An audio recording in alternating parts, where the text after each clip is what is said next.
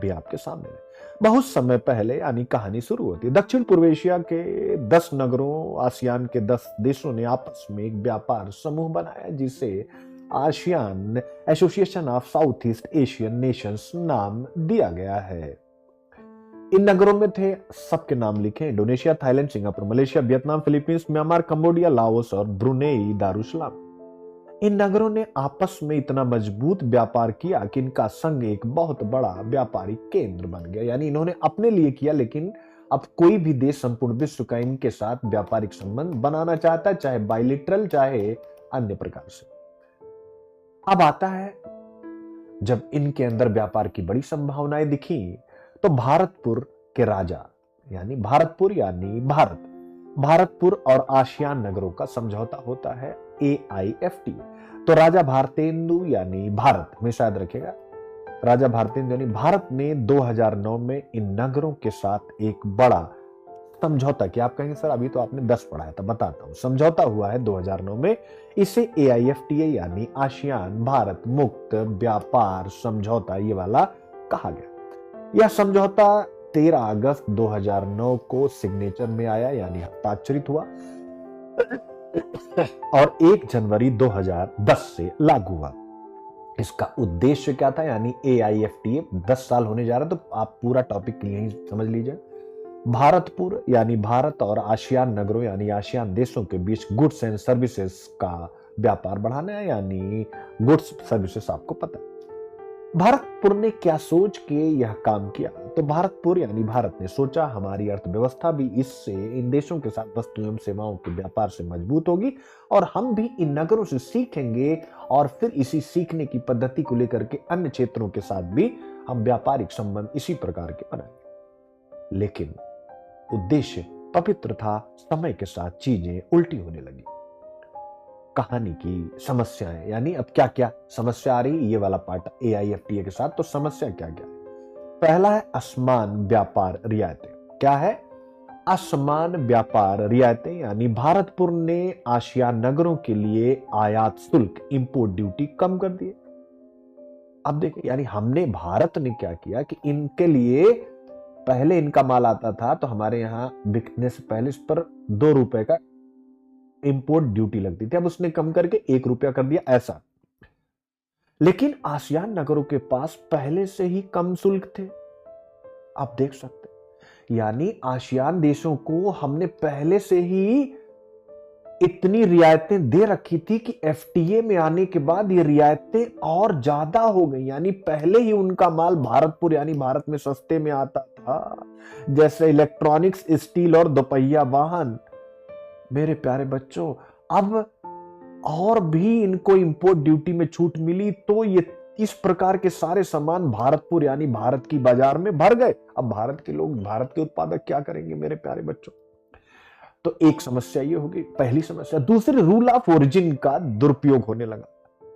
ASEAN नगरों के व्यापारी रूल ऑफ ओरिजिन, चीन गढ़ के यानी चाइना से सस्ते सामान लाकर उसे आसियान में बना हुआ दिखाकर भारतपुर में बेचने लगे। यानी इन्होंने क्या किया, चाइना से माल लिया, कहा कि हमने बनाया है और भारत में इन्होंने उसको सस्ते में बेचना शुरू किया। अब कुछ बच्चे कहेंगे सर पहले रूल ऑफ ओरिजिन बता दीजिए। हम कहेंगे आइए बता देते हैं। भाई रूल ऑफ ओरिजिन क्या है, मूल का नियम, यानी माल कहां का है, बस ऐसा। जैसे आपका घर कहां है, नेटिव प्लेस क्या है। तो रूल ऑफ ओरिजिन एक नियमों का समूह होता है बेटा, जो यह तय करते हैं कि किसी उत्पाद को किस देश का मूल उत्पाद यानी उसका ओरिजिन कहां हुआ है माना जाएगा। यह नियम कहां लागू होते हैं, किसी भी FTA के तहत यह सुनिश्चित करने के लिए बनाए जाते हैं कि एक देश को मिली व्यापारिक रियायतें, ड्यूटी कंसेशन, यानी जो अभी आपने पढ़ा यहां शुल्क में कमी का लाभ सिर्फ उन्हीं देशों के वास्तविक उत्पादों को मिले जो समझौते में शामिल हैं। भाई तो आप देख सकते हैं रूल ऑफ ओरिजिन तो प्रीलिम्स के लिए, ये FTA के लिए होता है। भाई अगर आपने FTA किया है तो क्यों आप अपनी सीमा में जिनसे आपने FTA किया, जैसे हमने आसियान से किया, तो भाई आसियान के माल यानी वस्तुएं हमारे बाजार में आ रही हैं तो हम उनको बड़ी रियायतें दे रहे हैं। हम पहले से उनके माल पर ड्यूटी कम लगा रहे हैं, अब वो चालाकी कर रहे हैं। यानी रूल ऑफ ओरिजिन FTA के संरक्षण के लिए। लेकिन अब ये क्या कर रहे हैं, रूल ऑफ ओरिजिन का उल्लंघन कर रहे हैं, आपको अच्छे से पता है। तो रूल ऑफ ओरिजिन का उद्देश्य क्या? अन्य देशों के दुरुपयोग को रोकना, यह सुनिश्चित करना कि गैर आसियान जैसे चीन के उत्पाद आसियान देशों के माध्यम से भारत में ना आयात किए जाएं। यह देखना कि समझौते का लाभ उन्हीं देशों को मिले जो एफटीए का हिस्सा है। सस्ते आयात से स्थानीय उद्योगों को होने वाले नुकसान को रोकना मेरे प्यारे बच्चों। तो अभी क्या हो रहा है? आपने पढ़ा कहानी में कि रूल ऑफ ओरिजिन का उल्लंघन हो रहा है, यानी आसियान नगरों के व्यापारी जो भारत में माल भेज रहे हैं, चाइना से सस्ते सामान लाकर उन्हें आसियान में बना हुआ बताकर भारतपुर में बेचने लगे हैं। सस्ता चीनी स्टील खूब भारत में आया है और घरेलू स्टील उद्योग को इसने भारी नुकसान पहुंचा दिया है।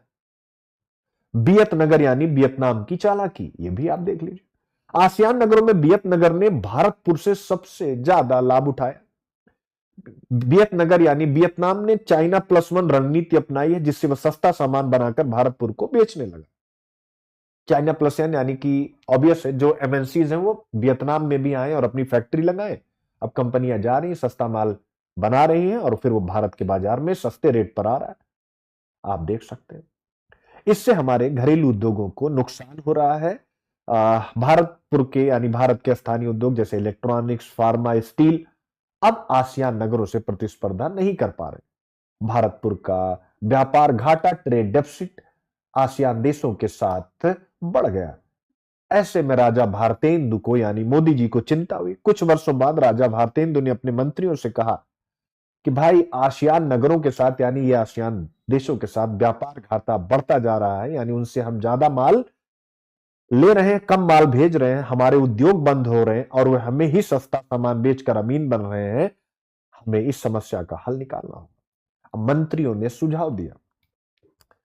मंत्रियों ने कहा कि समझौते की समीक्षा करने का समय आ गया है और समझौते की समीक्षा में सबसे पहला उन्होंने रूल ऑफ ओरिजिन को ही टारगेट किया। उन्होंने कहा कि रूल ऑफ ओरिजिन को सख्त किया जाए ताकि गैर आसियान देशों जैसे चाइना का सामान भारतपुर में ना आ सके।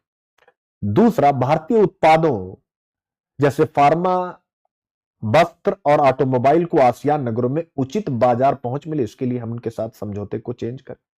दूसरा, डोमेस्टिक मैन्युफैक्चरिंग को बढ़ावा दें, यानी मेक इन इंडिया अभियान के तहत उत्पादन बढ़ाया जाए।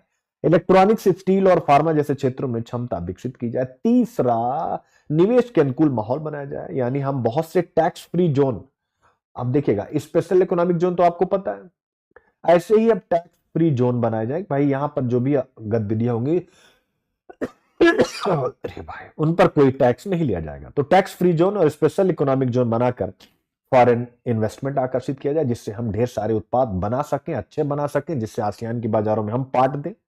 और चौथा, हमें नए व्यापार समझौते यानी केवल करने पड़ेंगे, केवल आसियान नगरों पर निर्भर रहने के बजाय अन्य देशों यूरोप और अफ्रीका के साथ व्यापार समझौते किए जाए।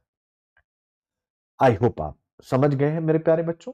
यही पूरा का पूरा मुद्दा टॉपिक में डिस्कस किया गया है। आई होप आप मजा ले लेंगे इस टॉपिक का इतना पढ़ करके। तो पूरा टॉपिक एक बार सभी बच्चे कमेंट करेंगे।